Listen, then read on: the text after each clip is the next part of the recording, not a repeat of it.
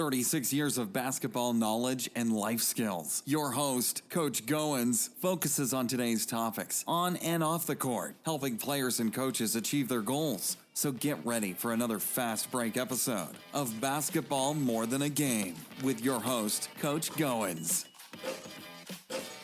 Hey, good afternoon, ladies and gentlemen. Welcome to another fast break edition of Basketball More Than a Game, and I'm your host, Coach Goins. Listen, I'm not in the gym and I'm not in the studio. Actually, I am on location. That is right. You say, Coach Goins, where are you today?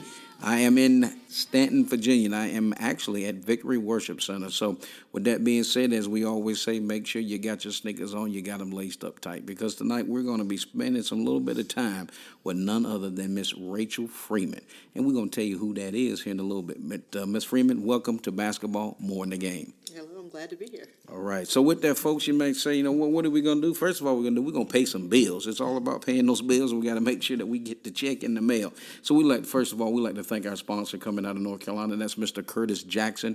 He is independent broker agent and benefits coordinator for your insurance needs in North Carolina. Please contact Curtis Jackson at area code 919-614-5796. Again, Curtis Jackson, and we appreciate his continued support of Basketball More Than a Game. So, Coach, what are you doing on location, and why are you talking to Miss Rachal Freeman? So with that, Miss Freeman, just kind of tell everybody who you are and give them a little bit of background. Again, just welcome to Basketball More Than a Game.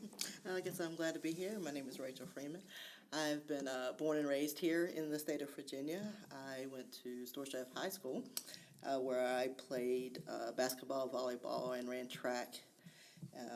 I graduated, and then I went 2 years to Bluefield College on a basketball and academic scholarship, and also played softball for them there. And then I moved to Boston, Massachusetts, where I spent the last 17 years. Ended up getting a mechanical engineering degree. Okay. Worked at a facility for a while up in there. And then I just recently, about 5 or 6 years ago, moved back here to Virginia and found Victory Worship Center. This is where I find myself. Started out helping out with ACT sports because of my background in sports and whatnot. And then started out helping out with the SOAR program, and here I am today. How about that? Folks, I thought we had a little technical difficulties when she said she was in Boston. I didn't know if we were going to have to edit that out, me being a Yankees fan, and it's not being able to go out across the airways or sitting across somebody from Boston. But no, Rachel brings a wealth of knowledge, and what we want to do is just kind of tap into that. So basically, it's going to be kind of twofold. So the first part of the podcast, ladies and gentlemen, as we always entitle, is the fast break. So in that fast break, we find out who Rachal really is, and then from that, then we'll get down in the second part, what we call In the Paint. And that's find out what she does in her leadership role here at Victory Worship Center. So with that being said, Rachal, you said that you were from Stewart's Draft. And again, I'm sure when you were at Stewart's Draft, you guys were a little bit of powerhouse in that basketball. So since, of course, and I know you played other sports, but with this being a basketball show, we ain't going to talk about another sport at this point in time. So if you don't mind, kind of share what caused your success on the court, as well as when did you find out during that process that you were a good basketball player? Well, as far as basketball, some people say ever since they were a little kid, they wanted to do this or they dreamt of doing that or whatnot. That necessarily wasn't my case, but basketball was always in me. I remember being probably about 7 or 8, and I wanted a basketball goal. I just loved the game. Really didn't know too much of the game, didn't know the rules of the game, the facts of the game. I think I may have saw it on TV once or twice, and it was kind of like, I saw it, and I was like, oh, I like what they're doing. And I was an active child anyway. Okay. So around 6 or 7, I'd asked my mom for a basketball goal. And she was like, no, because she didn't think I was interested in it, so she wasn't going to pay for a basketball goal. So I remember I went outside, got a shovel, got a 2x4, and got a cardboard box. Innovator. She's an innovator, folks. I nailed the cardboard box to the 2x4, dug the hole, put it in the ground, and started shooting basketballs. Didn't even have a real basketball. I had one of those play plastic balls that I could drill. I dunked the many of them in Family Dollar. Go right ahead. Go ahead. So that was my early basketball history. My mom saw that, and she was like, I think she's serious. Yeah. So she got me a hoop, and I just was out there every day just playing and things like that. And I never went to any camps. I never got any really formal training. I just started playing on a team when I was in middle school. Okay. So I got on JV, started playing from there. That was my first organized, game of play, and I've kind of been playing ever since. And for JV, varsity, then some of the summer leagues, AAU, and things of that nature and things. So Now, I know you shared with me in the past prior to the show that you all like created like almost like a melting pot, if you will, of players when you were in high school, and you guys traveled to Vegas and come on, tell the people tell the people who's on the show today. They may say, Coach Goins, who you holding back on us. So share that experience with us. I was actually fortunate my senior year that the group of ladies that were in the area from Wilson, Waynesboro, Waverly, Lee, Riverheads, and one or two other schools. Our senior year, the girls, we kind of played each other since JV and varsity, so we knew each other. And when it came to AAU and different things, we all usually went our separate ways and played, whatever.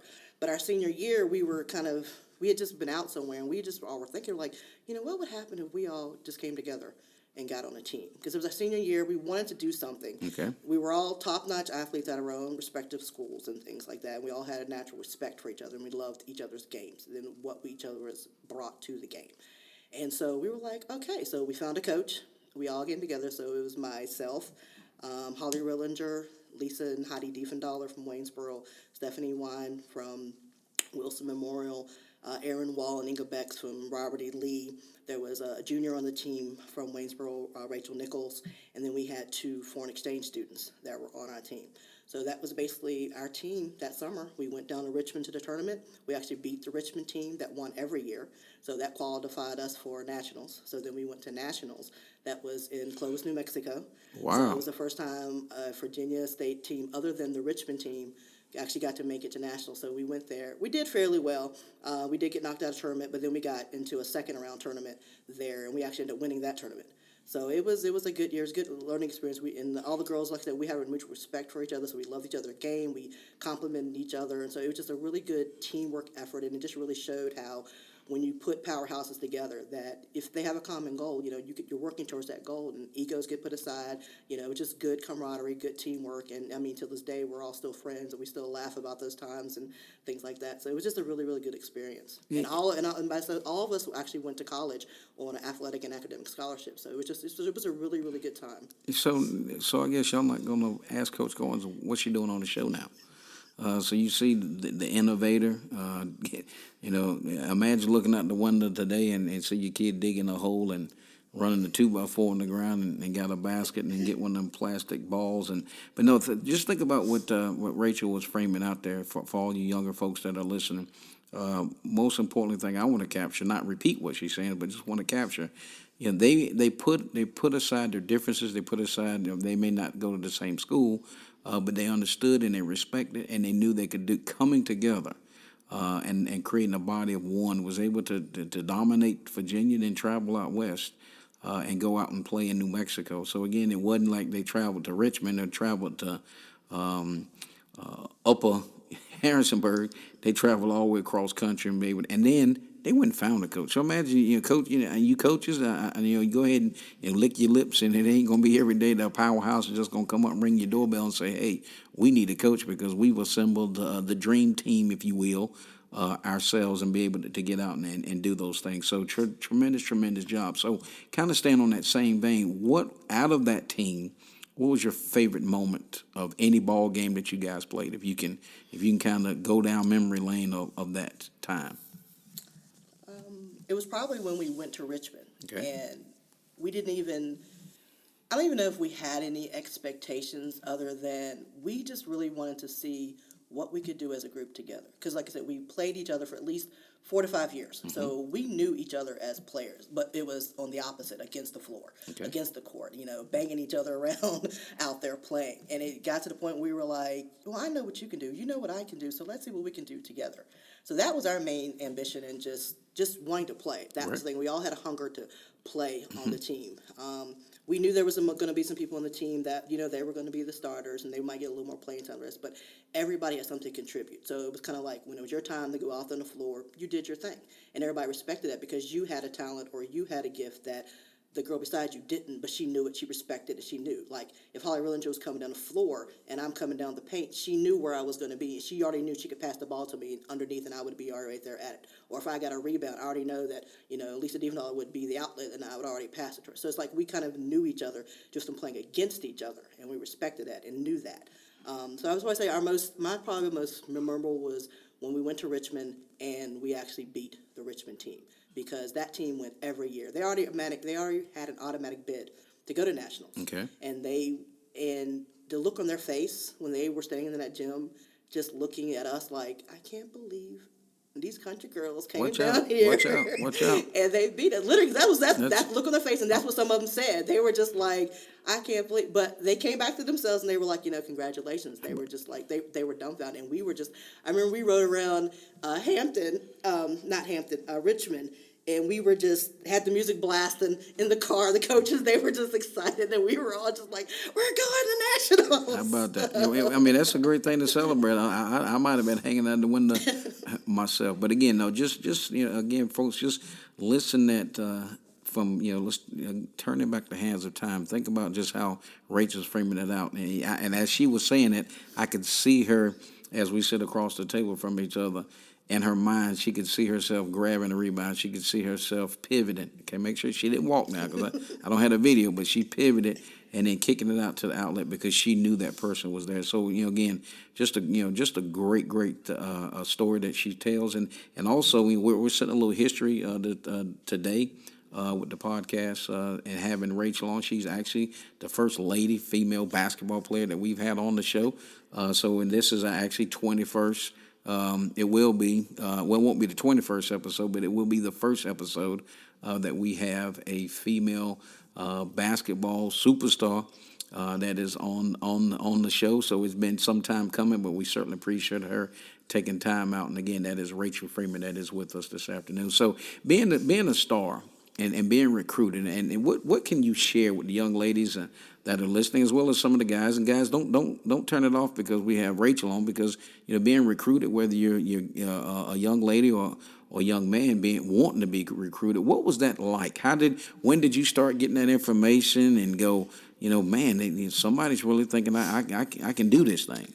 Well, actually, I have to kind of go back, because when I was coming through, honestly, I didn't have a lot of the help and support. Okay. So that's one of my passions now, kind of getting information out there to the young folks, to letting them know, hey, do this, make sure you've got this in order, and things of that nature, because I look at my life and the things that I've accomplished and the things that I have done, and sometimes I look back and think, if I had had help here, or if I had have known this, I might have done things different, or how much more better things would be. So I would tell people right now, take advantage of any and every opportunity that you have that's presented before you, and ask plenty and all kinds of questions. Like they say, there is no dumb questions except for the questions that you do not ask. Information to me is power. Information is good. You always want information. Like, I'm being honest and just being truthful and transparent now. When I was coming through, I didn't realize that there was a Division I, Division II, and Division III schools. Okay. I just thought you went to play basketball. I didn't know there was a difference. And the difference mainly is Division I, you get a full ride scholarship, or pretty much nothing at all. Division II, they have to give you some sort of scholarship help. And the Division III, there's usually no financial or scholarship help for you. And so these are things that you might want to need to know. So to at least to apply to those different types of layers of schools and whatnot. I would also say that when I did have recruits come and looking at me and things of that nature, I would honestly just say to most people, relax. Be yourself, be honest, be true to your game, practice your game. Practice your defense. Practice your offense. Spend that extra time at the gym. I was the type where once I started driving, I literally had a gym bag, gym shoes, and a ball in my car. And sometimes I'd drive by a court, there'd be nobody out there, and I'd just park my car, and I'd get out, and I would just shoot. That's the breaks, folks. That's the breaks. And I would just play. It's like you do have to kind of have that hunger and that want, because you're going to be spending a lot of time in the gym. You're going to be spending a lot of hours in practice. You're going to be spending disciplining yourself eating. That was one thing I wish I had learned more of, was what to eat as an athlete, or just what to eat to help my body better. Lay off some of the soft drinks, lay off some of the sweets, lay off some of the burgers, and just things like that. Not saying to cut it all out, but I think those things would have helped just my body, my physique, and just make me a better well-rounded player. little tidbits like that. As far as the recruiting process, once I really started seeing recruits come, or coaches were like, there's going to be such and such in the crowd or whatnot. None of that stuff ever made me nervous. For me, whenever I was out in the court, it was kind of like, I know some of the professional players, they say that they get in that zone where they don't hear the crowd, they don't Correct. hear it. Okay. And that's kind of like how my play was. Like, once I hit that court, everything else was just silent. And it was just like, I was just on the court doing my thing. It was kind of like you were definitely in the zone. So it didn't bother me that recruits were there or people were there. Sometimes I knew they were there, sometimes I didn't, but that never did bother me. I say, even if it does kind of bother you, you just kind of like, just play your game. Don't try harder. Just do your best and try your game. And just be yourself. Be honest, And also, when you're looking for a school, recruits are going to come looking for you or whatnot.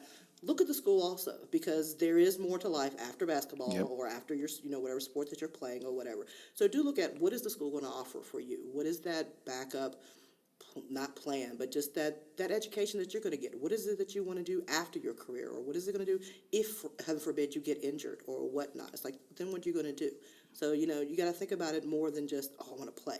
Yeah, that's a good goal. That's great, and that's your motivation. But there are some other things that go along with that. So, And again, folks, Rachel Freeman dropping dimes. And this stuff, only thing you do, as we always challenge you, pull out a pen and paper, write this stuff down. Because think about it, how many people know that there's different divisions that you can play in?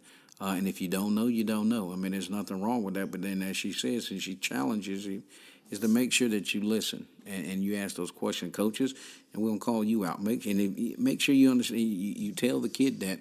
As all of that is so critical. Now, let's kind of turn. We're not shifting gears into the next segment, but I want to kind of turn our attention to what you did when you went to Boston. We're not going to hold that. We're not going to hold that against you, because sometimes you got to go in. You got to go on hostile territory, if you will. But in going to Boston, and that's it's a little different than as they call it here, the Valley. And just can you kind of just share with us, once you came out of college and you went to Boston, 17 years, is that correct? I was there for 17 years. 17 years. Actually, I spent 2 years in Bluefield College down, and then I transferred to Wentworth Institute of Technology in Boston, Massachusetts. And Wentworth was actually a Division III school, so they didn't offer financial aid or anything for basketball. I still wanted to play basketball, but I kind of had a decision to make, because I was at the point in the place where I had to pay for my own education. Okay. So because there was no financial aid as far as helping with basketball, that was more time and whatnot, spending playing basketball as opposed to maybe getting a job or whatnot. So I made the choice to go to school and work. And so I didn't play basketball. And the funny thing is, actually, about a year or so later, the ABL started. And they came to Boston looking for players, and Boston had a team. So I actually wanted to try out, but I wasn't in basketball condition or shape to do that. Okay. But I realized that's a phase of your life that the decision you make. And just like any other decision, you kind of have to go with it and flow with it and things like that and stuff. So, but no, once I was in Boston, going to Wentworth, I enjoyed it. I enjoyed my education. I'm the type of person where I can adapt pretty easily. Okay. So the going from the valley life to the city life wasn't too bad of a transition for me. It was very different, and there are things that you need to learn and things that you need to know, and that goes for anybody that's going to college or going anywhere. You can still go from one valley to the next valley, but you still need to keep your eyes open, your head up, and learn some things and things of that nature. But I enjoyed my education. It was a good education. Like I said, I'm a mechanical engineer, which I like that discipline, because you literally have to learn all the other disciplines of engineering: electrical, civil, structural, and things like that. So I enjoyed my education very, very well.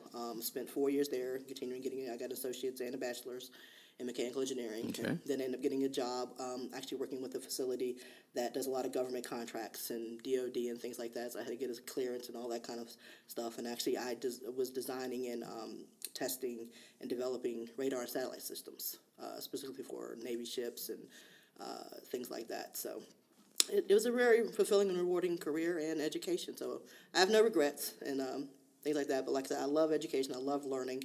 So I continued on with my education. I also got a Master's of Divinity and went to seminary for that. So like I said, I just love to learn and continue going. So Boston was a good experience for me. I did all that there and stuff. So I'm no regrets and loved it all. Folks, for those who, I'm an Andy Griffin fan, so I gotta drop this line on when Ernest T. They cleaned him up. And they said, "Where's he from?" He's from Back Bay, Boston. But no, Rachel, not only was she a star athlete when she was at draft and be able to go and played in college, then went to Boston, and then not only just what I really want to frame out for you players that are listening today is she had it together off the court as well. I mean, you're not going. She didn't go to Boston and major in underwater polo and basket weaving 101. Mechanical, that stuff is, as we call it back when I was in school, 30, 40 years ago, you got to be top heavy, to be sitting up in those classes and to be able to come out. And then she went with DOD, Department of Defense, which is no small potatoes, and then be able to get out and then think about then working on satellites for Navy ships. That's a long ways and huge dreams and aspirations to be able to do the things that she does. And then the thing that I really want you to capture what she said is that she's in the giving back business. Now she's giving of her time, she's giving of her talent, and to make a difference and make sure people understands what is out there and the opportunity that is awaiting them. So as we start transitioning to in the paint, I know she was a low post player. So I love this. I'm sorry. I played all the positions except for point guard because I did not like point guard. Okay. Oh, excuse me. I played all positions from center because I could out jump everybody, so I could play center. I had the strength and the body size to play underneath and bang some people around down low. But I also had just as much or more speed than guards, but I was bigger than they could. So I literally played all positions, and so I loved that I could actually play all positions on that. So now we're going. I have just come up with her new nickname. So, ladies and gentlemen, let me introduce into the next segment of the podcast, In the Paint. It's going to be Rachel Magic Freeman. Because you think about it, Magic played all 5 positions in his rookie year in the NBA. But no, and it just show, and again, that just tells you, one, you can't play all 5 positions if you don't know the game. And that's the call out, folks. So for you folks that are listening, just don't think you're going to run behind that raggedy 3-point line and jack up that shot. Work your whole game, know how to feed the ball, know how to do everything from 5, 4, 3, 2, 1. So that is so important. So as we transition into the in the paint section, make sure you understand we have a great supporting cast here at Basketball More Than the Game, and I want to thank the entire staff for their hard work, their tired efforts, and to allow us to be able to be out and continue to feed the folks. And again, the show is available on iTunes as well as Stitcher and Podbean.com. So as we transition into In the Paint, let's make sure we understand that Act Sports, who is based in Stanton, Virginia, actually, it is a recreational sports program that is located in Stanton, Virginia. And for your needs, you can go on playactsports.com. Take a look at some of their sports that they have. They have volleyball, rec basketball, soccer, flag football, travel basketball, and starting track and field this summer. But we also have the privilege to have Rachel Magic Freeman as our director of our SOAR program, and that is the educational division of Act Sports. A mechanical engineer over educational component of sports program. You guys got it dialed in. That is right. That is why she is on the show today to talk a little bit about what that's about. So, Rachel, if you don't mind, kind of give the folks a little glimpse into what SOAR is all about. Okay. SOAR actually stands for success obtained by accepting responsibility. I laugh sometimes because sometimes I forget what it is. That, you know what? But that's okay. That is we are all human. That is all right. That is okay. The SOAR program, it is the educational division of Act Sports, and our mission and what we believe is that to be an athlete is great, but you also need to be a well-rounded person, and especially if you're still in school, then you need to be that student athlete. So it's that educational part that you're going to get with your mind off the court and off the arena, which will actually add to how you are on the court. Because what you go through in your daily life does affect how you play, or what sport you're going. So here at SOAR, we just want to make sure that we have a nice, well-rounded person that they like. SOAR offers homework assistance. as you get older, your grades do count. Yes. If you don't maintain a certain average, you cannot play. So that is something that's important. I think a lot of kids sometimes forget that or let that area kind of slack, and it's like, no, you don't. Like I said, when I graduated, I graduated as the female athlete of the year, and I just missed academic athlete of the year by 1 point.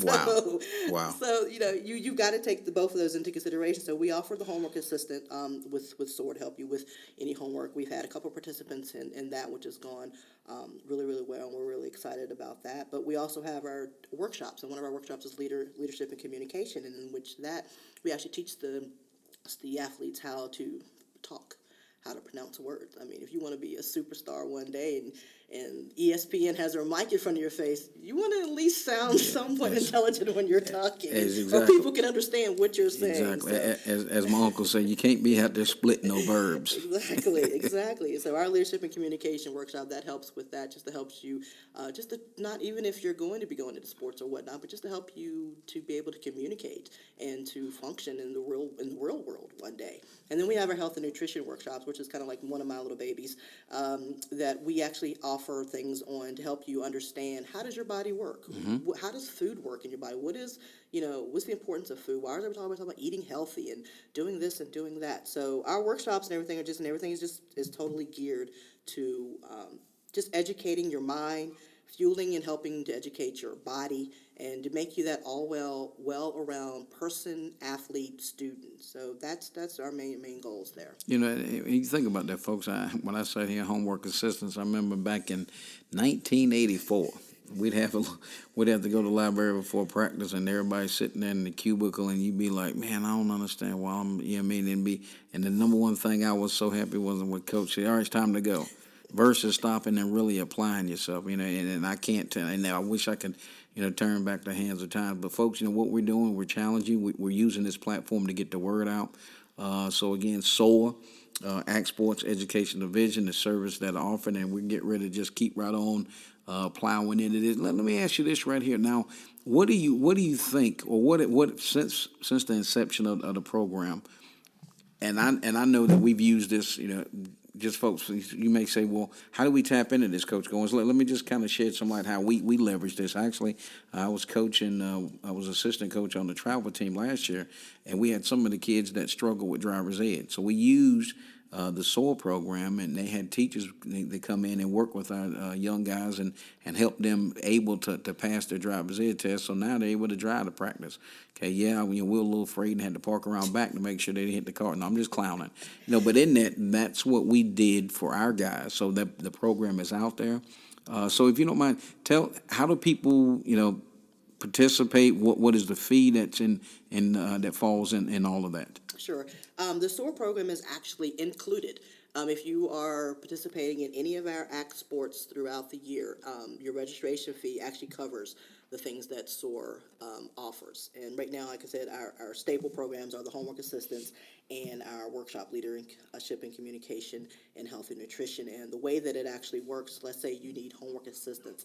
On the days that you have practice, you actually come in roughly about 45 minutes ahead of time. Okay. And then you'll come into our facility, and we have teachers that are going to be there to help you with whatever it is that you need assistance with. And we have Chromebooks, so we can actually check with the schools themselves to see what is your homework or what's going on and things like that. And we try to keep the lines of communication open because we're here for you. So whatever basically homework assistance you need, we can actually give it to you. We're actually trying to open it up to where we can actually get some maybe high school seniors and juniors to come on board to help out too, because there is maybe some math. I know like last year we had a student that was struggling with geometry, so we actually had a senior who was in calculus teaching him his geometry. That's kind of how it works out. Hey, I'm a little rusty on that little math, so I had to get some help on that. You got his numbers. Make sure I get his number before we get off the show. Yeah, but like I said, so we try to, even if we don't, if there's a subject or a subject matter that we necessarily don't have a teacher for, we will try to find a teacher for. Like I said, we try to help out as much as we can. Usually we get a lot of the younger folks that are coming in, so most of the time it's just elementary, middle school age type of English, grammar, language arts, math, some things like that we've been able to cover. And we've had some participants take full advantage of the program. We wish a lot more students would take full advantage of this program, because like I said, we're here for you. We're here to offer that. So like I said, so usually you're here about 45 minutes before your practice time, and so then after we're finished, then you just go ahead and go to practice. So we try not to have the parents out more than one day or one time, other than bringing their child to practice and things like that. But we've even been flexible with that. Like we put some things out there, would the parents like to see the day change or the time change? And most of them are saying no, they like the fact that they can bring their child just earlier, and they can just get their homework done or get the tutoring that they need, and then they go ahead and go to practice, and the parents come back and pick them up or whatnot. But like Lamont was saying with the driver's ed, we're the type of program to where we're looking for suggestions, and if you need help, if that seems to be outside the box, if we can find somebody to help with the driver's ed, that's what we'll do. So we have a couple things in mind and some ideas, but we're always open, because like I said, we're here to support and help the athletes and the children. So as long as actually the program started out to where if you were an ACT sports participant for any sport throughout the year, then you got help throughout the year. But just recently, we've actually opened up the program to our church community, and we've actually opened up the program to the community at large. So this past year, we actually had our first student, I would say, because they were too young to do any of the sports programs, and they did not attend church at Victory Worship Center. So they were actually our first child from outside from in the community that actually used the program. So like I said, just if there's needs and things that are out there and you're around in the area, just give us a call or go to our playactsports.com and just put an inquiry in, and we will try our best to accommodate you and things. So that's what the program's here, and we love and want the program to grow and to suit the needs of athletes and for those that are here in the community. You know what, folks? Rachel Freeman, the director of SOAR, Success Obtained by Accepting Responsibility. So listen, Coach Goins, and I'm going to go here. I'm going to call you out. So if you don't sit home and you're struggling, because we have it right here for you. Okay, we can, you can serve. Think about it. You can't want. And I don't know why this is jumping in my head, but it's jumping. So I gotta say it. You can't want Kentucky Fried Chicken and not go to the Colonel. You can't want McDonald's French fries and not go to McDonald's. You can't sit here and say, man, I really need help with some of my homework, and I don't have anybody that can help. Okay, stop, look, listen. And as I always say, you need to lean, you need to listen, you need to learn. So what we're putting on to you today is playactsports.com. You need to find out who Rachel Magic Freeman is, and make sure that you plug into SOAR, and that is, again, Success Obtained by Accepting Responsibility, the educational division of ACT Sports. So, just top to bottom, just a tremendous program that they offer here at Victory Worship Center. That's where we're doing the podcast today, and just thank Rachel for her time for dropping in. But I kind of want to talk a little bit about that whole leadership and communications, because as in my regular job, other than sports, and some people say, you do something besides sports? Well, yeah, I gotta have that W-2 coming in, because my NBA days are over. But in that, the whole leadership and communication piece, I see that's special. That's something that's needed. Do you guys talk about the good and the bad of social media and that communication that goes out? Do you guys touch on that, or is it just leadership and communication as it relates to, as you said earlier? Right now, the students that we have participating in this program right now, it's based off of the Toastmasters curriculum, kind of like actually the facilitators of this workshop, they are Toastmasters masters. So they're getting it straight from the boss's mouth. Their children are actually doing very, really well in the program, to the point where a couple of them are actually able to lead certain things. So right now they're not, I would say, teaching them kind of the basics. Basically, how to speak more properly, how to not to use filler words, what they call, when a lot of people say, what I mean? Yeah, just some of those things. Teaching them more along those lines. They're teaching them how to get up in front of people and speak. So they have to do speeches. They have topic times where they sit and they have a topic where they have to sit and actually discuss things. So, I mean, how many of people have been in conversations where they're kind of quiet because they have no idea what they're talking about, or they don't know anything about the topic, so they're just kind of quiet. So it just helps them to be a little more well-rounded, a little bit able to at least give an opinion about something that's thrown out there or whatnot. Part of the program is that yes, we would like to get to the point to where we can either more fine-tune it or make it more specific to where it could be more of like when you're doing interviewing or when you are just in a different types of different conversations. I know one of the workshops that we do have that we will have coming up is like on resume writing and interviewing and things of those natures and things like that. So the program, like I said, we have lots of ideas of what we want to do. So if anybody wants to help, we are always grateful they can help. Any teachers, tutors, or anybody that wants to help or has a skill set that they think that we might want to be able to use it. We're always looking for input. We're always looking for help. So our doors are always open as far as that goes. But yeah, as far as leadership and communication, that was one of the things that we wanted to make sure that our students, our student athletes, just our just people in general, they can just be the type of person to where when they speak, people listen. Yes. And when they speak, you can be like, oh, they actually know what they're talking about. Yeah. And they really do know what they're talking about. And they are actually can get up in front of people and not be a nervous wreck and actually have a conversation and hold a conversation and make them that type of person. Because, I mean, if you're the type of person where you are out in the world, or even if you're just go to a party to be sociable, I mean, you at least want to know how to speak, how to Correct. talk, how to just seem approachable, just to seem and be comfortable in your own skin.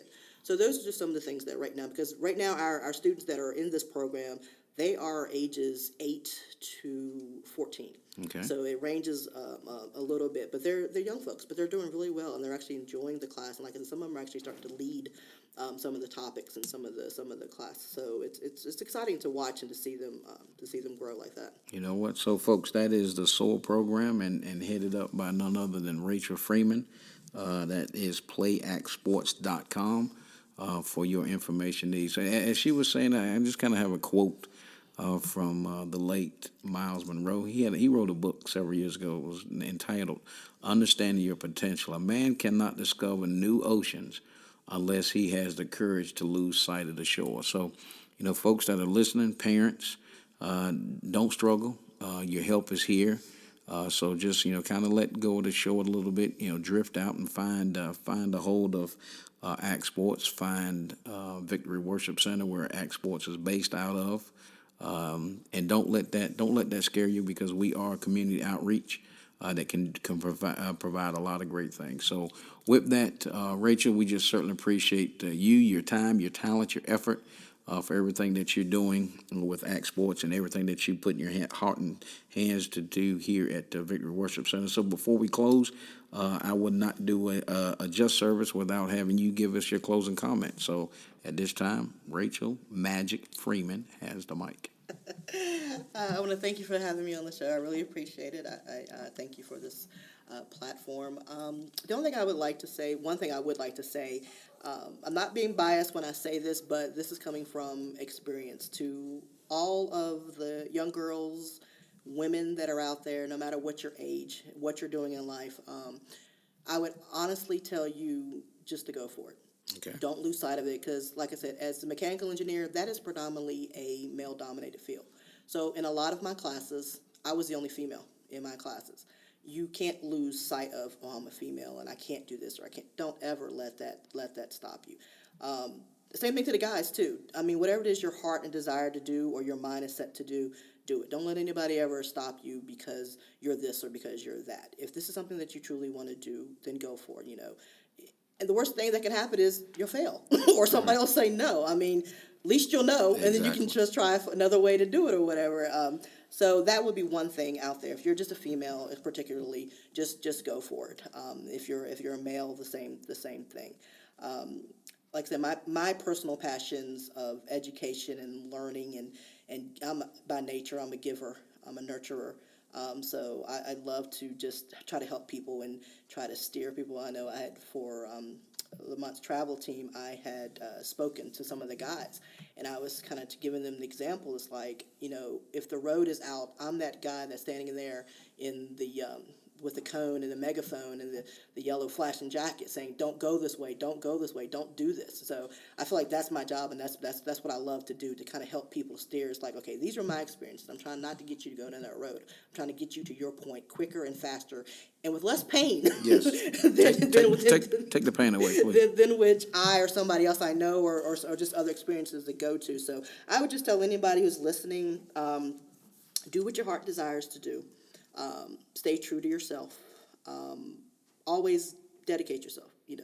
Don't go halfway to it. If you're not going to do it, don't do it. You're wasting your time. You're wasting your energy, and probably somebody else's time or energy, and that doesn't work too well. Be honest with yourself.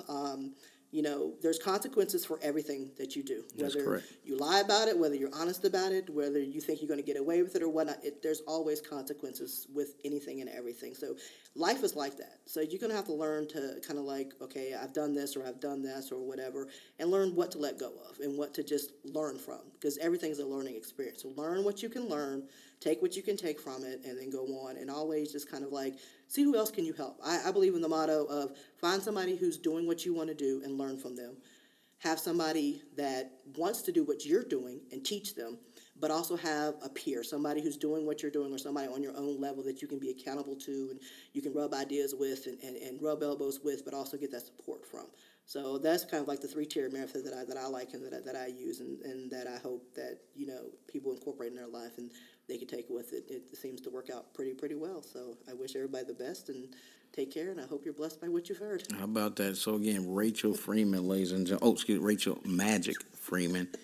So if you Please don't call me that. So if somebody walks up and says Magic, and they'll be like, "Oh, you heard it on the podcast." No, folks, we just appreciate and again just continued blessings on Rachel and everything that you put your heart and hands to do. And again, we just thank you for your time and your talent and your effort and come sharing with us. So folks, don't forget, you can dial us in on iTunes, Stitcher, as well as podbean.com. So in our closing, always remember John 14:6, I am the way, the truth, and the life. So this is Coach Goins, your host of Basketball More Than a Game. And as we always say, somebody somewhere is working on the game, and I'll see you in the gym.